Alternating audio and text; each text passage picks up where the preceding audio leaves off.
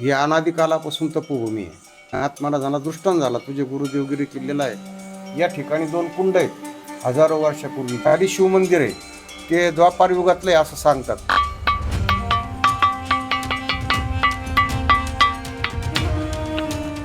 जवळपास 400 वर्षापूर्वी 400 वर्षापूर्वीचे.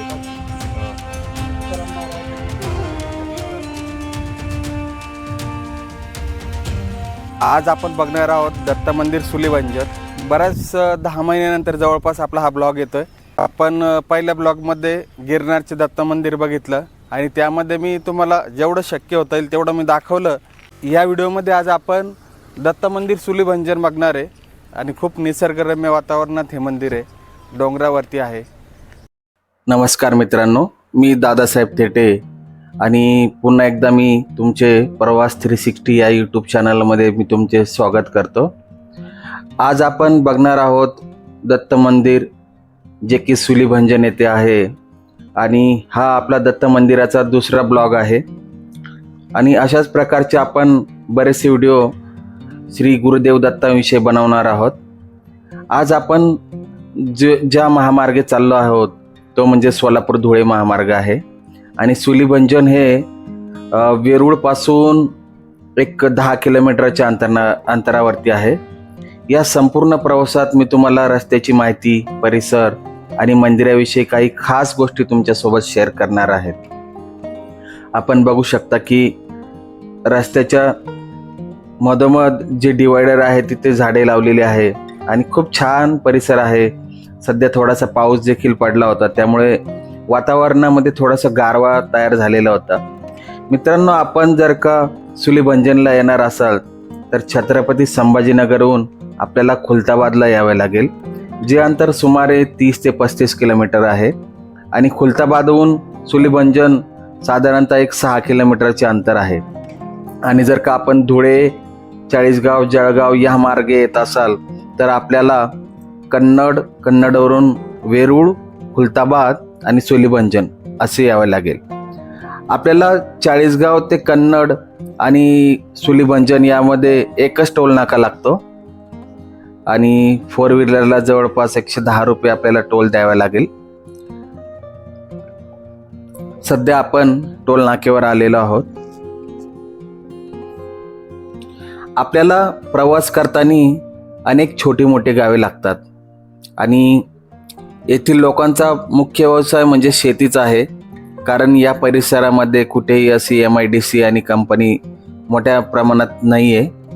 त्यामुळे येथील लोकांचे प्रमुख व्यवसाय म्हणजे शेतीचा आहे.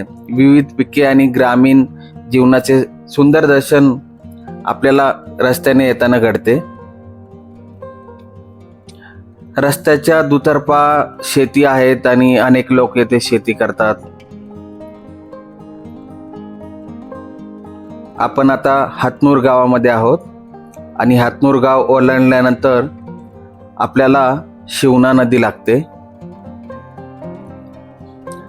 सध्या पाऊस असल्यामुळे या नदीला पाणी होते. हातनूर नंतर आपल्याला पळसवाडीचा एक पूल लागतो मित्रांनो, बोरगाव, पळसवाडी आणि आपल्याला वेरूळ लागेल पुढे. आसपासचा परिसर खूप स्वच्छ आहे मित्रांनो आणि थोडेसे खड्डे आहेत, त्यामुळे गाडी चालवताना थोडीशी काळजी देखील आपण घ्या. या व्हिडिओमध्ये मित्रांनो आपण दत्त महाराजांविषयी संपूर्ण माहिती म्हणजे सुलीभंजन येथील संपूर्ण माहिती सांगण्याचा प्रयत्न करू. आणि आपण सुलीभंजनला जातच आहात तर आपल्याला रस्त्याने वेरूळ लागेल. वेरूळ येथे आपण श्री महादेवाचे दर्शन देखील घेऊ शकता आणि वेरूळमध्येच लक्ष्मी विनायक गणपती मंदिर देखील आहे.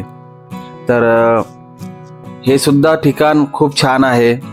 आणि आता बघू शकता की विश्वकर्माचे मंदिर देखील आहे. श्री विश्वकर्मा मंदिर येथे खूप छान असे शिवलिंग देखील स्थापित करण्यात आलेले आहे आणि आपण तेथे नक्की विजिट करा. आपण सुलीभंजनला येत असाल किंवा वेरूळला येत असाल. सध्या आपण वेरूळ गावामध्ये या चॅनलवरती आपण यापूर्वी एक व्हिडिओ अपलोड केलेला आहे, तो म्हणजे गिरनारचा, आणि त्या व्हिडिओला खूप छान प्रतिसाद मिळाला आहे मित्रांनो. आणि तुमचे देखील खूप छानशा कमेंट येत आहेत त्या व्हिडिओला. आणि अशाच प्रकारचं आता आपण बघणार आहोत सूलीभंजन. तर दत्त भगवान यांच्याविषयी थोडक्यात सांगायचं म्हणजे भगवान दत्तात्रेय हे ब्रह्मा, विष्णू आणि महेश या त्रिमूर्तींचे स्वरूप मानले जाते. महाराष्ट्रात अनेक दत्तक्षेत्र आहेत आणि सूलीभंजन हे त्यापैकी एक श्रद्धेचे महत्त्वाचे स्थान मानले जाते. रस्त्याने जाताना थोडासा पाऊस देखील लागला, त्यामुळे खूप छान वाटत होते. वातावरणामध्ये थोडासा गारवा झालेला होता. आणि मित्रांनो, प्रवास म्हणजे फक्त एका ठिकाणाहून दुसऱ्या ठिकाणी जाणे हा नाही, तर वाटेतला प्रत्येक क्षण अनुभवणे हाच आहे. त्यामुळे मी या प्रवासामध्ये तुम्हाला प्रवास करताना, गाडी चालवताना जे काही मला अनुभवता येईल, जे काही बघता येईल, ते सर्व मी तुम्हाला दाखवण्याचा प्रयत्न करेन. आम्ही रस्त्याने श्री क्षेत्र भद्रा मारुती येथील मारुती रायाचे दर्शन घेऊन आम्ही सूलीभंजनला निघालो. खुलताबादहून एक 500 मीटरच्या अंतरावरती एक फाटा फुटतो सूलीभंजनला जाण्यासाठी आणि एक कमान देखील लावलेली आहे. ते आपण आता पुढे गेल्यावर बघणारच आहोत.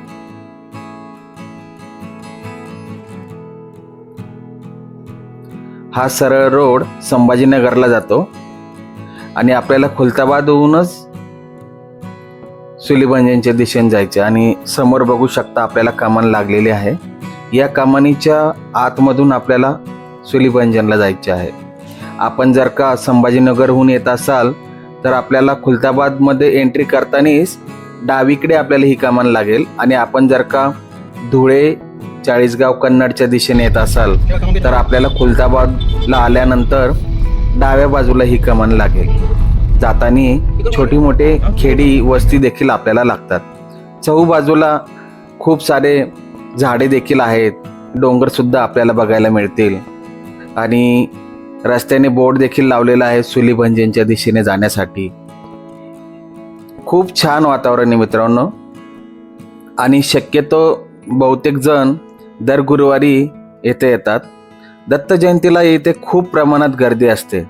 असंख्य भाविक मोठ्या संख्येने येथे येतात. आपण बघू शकता खूप छान असे वातावरण आहे. निसर्गाचा आस्वाद घ्यायला देखील लोक येतात. आणि एक पर्यटक स्थळ म्हणून देखील या सूलीभंजनला बघितले जाते. सूलीभंजन येथे श्री दत्तात्रेयांनी संत एकनाथ महाराजांना दर्शन दिले. ते स्थान म्हणजेच आपले सूलीभंजन होय. याला दत्तधाम देखील म्हणतात. पुराणातील उल्लेखानुसार जनार्दन स्वामींकडून दीक्षा मिळाल्यानंतर संत एकनाथांनी सूलीभंजन पर्वतावरील ज्या शिळेवर बसून 12 वर्ष तपस्या केली, ती शिळा आजही येथे आहे आणि ते आपण व्हिडिओमध्ये बघणार आहोत. निसर्गरम्य पर्यटन स्थळ तसेच धार्मिक स्थळ म्हणून हे ठिकाण प्रसिद्ध आहे. येथील दत्तधामी भागवत संप्रदायाचे हजारो भाविक तसेच पर्यटक नित्यनेमाने येथे भेट देतात. असे सांगितले जाते की येथे असलेल्या संजीवनी शिळेवर हलकासा आघात केल्यास त्यातून सप्तसूर निघतात. संत एकनाथांचा जन्म 1533 मध्ये पैठण येथे एका देशस्थ ब्राह्मण कुटुंबात झाला होता. लहान असतानाच आई वडिलांचे छत्र हरविल्याने त्यांचा सांभाळ आजोबा चक्रपाणी यांनी केला.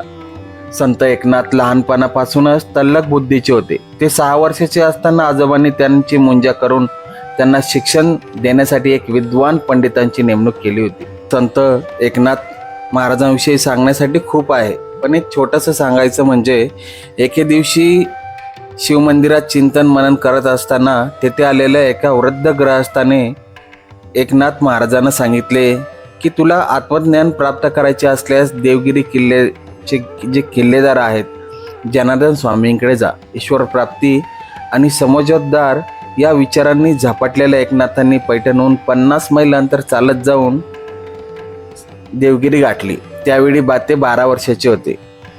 देवगिरीवर संत जनार्दन स्वामींची भेट घेतल्यावर एकनाथांनी त्यांना येण्याचा हेतू सांगितला. त्यावर तू पैठण येथून आला आहेस हे मला माहीत आहे. तुझी सर्व माहिती मला माझे गुरु दत्तात्रेय यांनी दिली आहे. त्यामुळे तुला मी माझे शिष्यत्व बहाल करतो असे जनार्दन स्वामी म्हणाले. त्यानंतर एकनाथांनी जनार्दन स्वामींची मनोभावी सेवा केली. जनार्दन स्वामींच्या आशीर्वादाने संत एकनाथांना श्री गुरु दत्तात्रेय यांनी दर्शन दिले.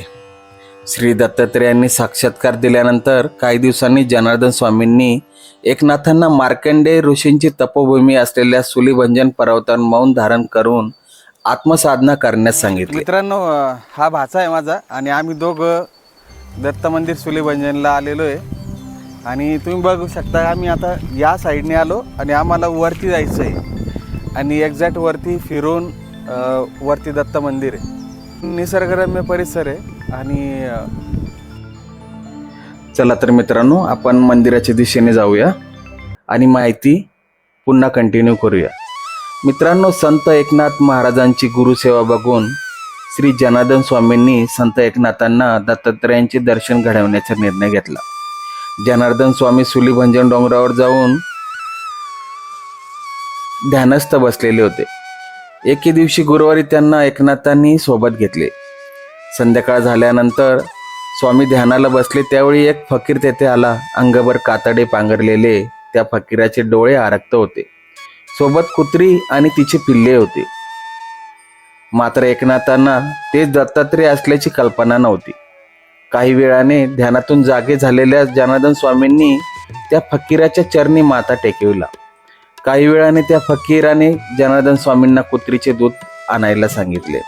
स्वामींनी तसे केल्यावर फकीराने आपल्या झोळीतून शिळ्या भाकरीचे तुकडे काढून दुधाच्या भांड्यात भिजवले. त्यानंतर तो फकीर आणि जनार्दन स्वामी त्याच भांड्यातून भाकरी खाऊ लागले. खाणे झाल्यानंतर जनार्दन स्वामींनी एकनाथांना भांडे धुवून आणण्यास सांगितले. त्यावेळी एकनाथांनी तो फकीर म्हणजेच श्री दत्तात्रेय असल्याचे जाणले. धुण्यासाठी भांड्यात ओतलेले पाणी स्वतः प्राशन करून त्यांनी ते भांडे धुवून फकीराच्या हातात दिले आणि त्याला साष्टांग नमस्कार केला. त्यानंतर उठून पाहिले असता त्यांना श्री दत्तात्रेयांच्या साक्षात स्वरूपाचे दर्शन झाले.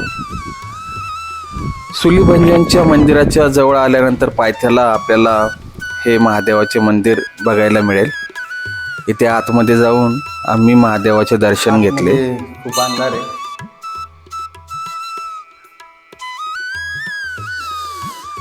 ओम नमः शिवाय. हर हर महादेव. ओम नमः पार्वती पदे. ओम नमः शिवाय.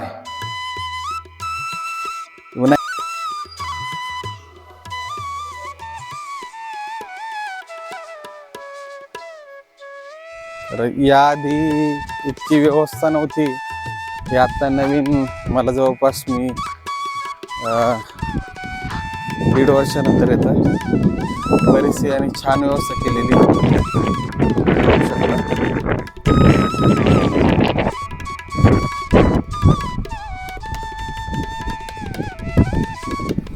मंदिराच्या पाठीमागे आपल्याला सूर्यकुंड आणि चंद्रकुंड देखील बघायला मिळेल. खूप छान अशी व्यवस्था केलेली आहे. असंख्य हजारो भाविक देखील आले तरी या कुंडाचे दर्शन सर्वांना होईल अशाच पद्धतीने याची रचना करण्यात आलेली आहे. सर्व बाजूनी पायऱ्या आहेत. आपण आले तर सूर्यकुंड आणि चंद्रकुंडाचे दर्शन घ्यायला नक्की या. मित्रांनो, सूर्यकुंड आणि चंद्रकुंड हे इतक्या उंचीवर असून देखील यामध्ये पाणी बघायला मिळते आणि भाविकांची अशी भावना आहे की या कुंडामध्ये स्नान केल्यास किंवा यातील पाणी आपल्या पायावरती आणि डोक्याला लावल्यास आपली जी पापे आहेत ती नष्ट होतात. आणि याच भावनेने असंख्य भाविक सुलीभंजन येथे आल्यानंतर चंद्रकुंड आणि सूर्यकुंड येथे देखील येतात. मित्रांनो, व्हिडिओ बघत असताना व्हिडिओच्या कमेंटमध्ये श्री गुरुदेव दत्त नक्की लिहा. दिगंबरा दिगंबरा, श्रीपाद वल्लभ दिगंबरा. आणि आपल्याला व्हिडिओ कसा वाटला याच्या कमेंट देखील कळवा मित्रांनो. आणि आपले काही प्रश्न असतील, आपल्याला काही विचारायचे असेल तर आपण या व्हिडिओच्या कमेंटमध्ये नक्की कळवा. सूर्यकुंड आणि चंद्रकुंड बघितल्यानंतर आता आपण निघालो आहोत दत्त मंदिराकडे.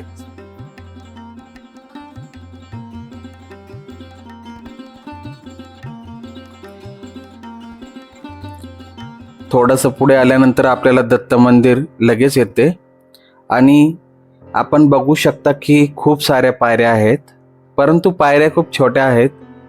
आपण वयोवृद्ध असाल तर आपण सहजच या पायरी चढू शकता.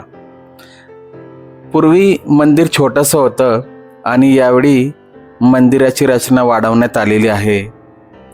मंदिराच्या आजूबाजूस खूप निसर्गरम्य परिसर आहे. पाहिजे की बसून इथलं सुरुवात कशी झाली? इथं तुम्ही किती वर्षापासून येत इथं? गुरु ब्रह्मा गुरु विष्णू गुरुदेव महेश्वरा गुरु साक्षात परब्रह्म तस्मै श्री गुरुवे नमः. या ठिकाणी याला शूलभंजन पर्वत असं म्हणतात. शूल म्हणजे दुःख, भंजन म्हणजे नाहीशी होणं. ही अनादिकालापासून तपोभूमी आहे. तर 700 वर्षापूर्वी जनार्दन स्वामीकडं बालवयामध्ये नाथ महाराज आले. नाथ महाराजांना दृष्टांत झाला, तुझे गुरुदेवगिरी किल्ल्याला आहे, किल्ल्यावर आहे तिथं तू जा. जनार्दन स्वामीकडे नाथ महाराज आले. जनार्दन स्वामीची मनोभावी सेवा केली आणि मग जनार्दन स्वामींनी नाथाला या ठिकाणी आणून 12 वर्ष तपश्चर्या करायला लावली आणि 12 वर्ष पूर्ण होताच या ठिकाणी भगवान दत्तात्रयाचं दर्शन घडवलं. या ठिकाणी 2 कुंड आहेत हजारो वर्षापूर्वीचे, सूर्यकुंड आणि चंद्रकुंड, आणि खाली शिवमंदिर आहे. ते द्वापार युगातलं आहे असं सांगतात. द्वापार युगामध्ये 6 महिन्याची रात्र झाली त्यावेळेस सूर्यदेवता चंद्रमा देवतांनी या ठिकाणी 6 महिने तपश्चर्या केली असं सांगतात. तर हे साक्षात्काराचं ठिकाण आहे आणि अनादिकालापासूनची तपभूमी आहे. प्रत्येक युगात ही तपभूमी आहे. लोपामुद्रा, अगस्ती ऋषी, मार्कंडे ऋषी अशा ऋषींची सुद्धा तपस्थली आहे. अनेक संतांनी, ऋषींनी, मुनींनी, संन्याशांनी या ठिकाणी साधना करून भगवान दत्तात्रयाचा प्रसाद घेतलेला आहे. या ठिकाणी एक शिळा आहे, त्या शिळेमधून सप्तस्वराची प्रचिती येते. हलकासा आवाज केला सप्तस्वराची प्रचिती येते. असं हे साक्षात्काराचं ठिकाण शूलभंजन पर्वत. खूप छान माहिती दिली आपल्याला. त्यांचे मनापासून धन्यवाद. जय गुरुदेव. जय श्री गुरु. गुरुजींनी खूप छान माहिती दिली आणि त्यानंतर आम्ही थोडा वेळ मंदिराच्या सभा मंडपामध्ये ध्यानस्थ बसलो. आपण बघू शकता खूप छान असे सभा मंडप आहे आणि त्यानंतर आम्ही ती शिळा बघायला निघालो.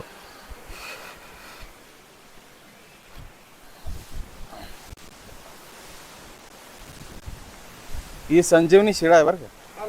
तुम्ही ते वाजून पाहिलं का? हो ना, पाहिलं ना. म्हणजे असं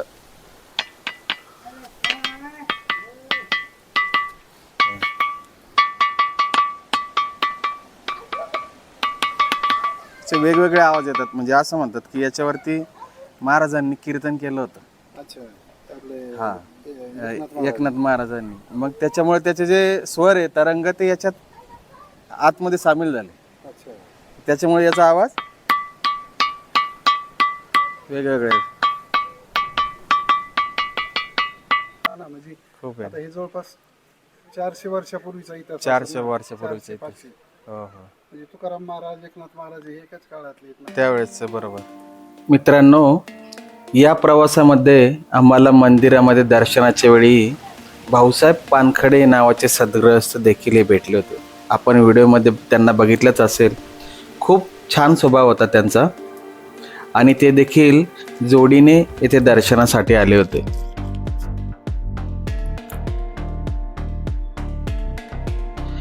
आपण सुलीभंजनला येणार असाल तर पावसाळ्यामध्ये खूप छान वातावरण असते. सोबत येताना एक छोटासा डबा आपण घेऊन येऊ शकता, जेणेकरून इथे आल्यानंतर आपण निसर्गाच्या सानिध्यात जेवणाचा आस्वाद घेऊ शकता. इथे खूप सारी अशी सुंदर व्यवस्था देखील करण्यात आलेली आहे. सुंदर व्यवस्था भक्तांच्या जेवणासाठी येथे केलेली आहे. छान निसर्गरम्य परिसरात मनाला एक प्रकारची शांती मिळते इथे आल्यानंतर.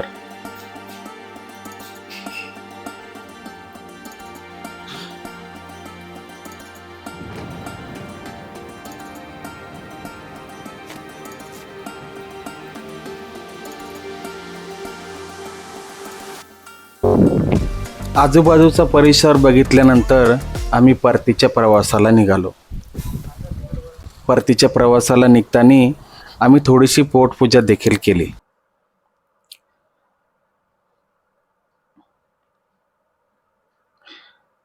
येताना आम्ही आमच्यासोबत पाणी बॉटल, थोडीशी शेव, वडापाव, केळी, पेरू हे देखील आणले होते. कारण निसर्गाच्या सानिध्यात याचा आस्वाद घेताना जो आनंद मिळतो तो काही वेगळाच असतो. चला.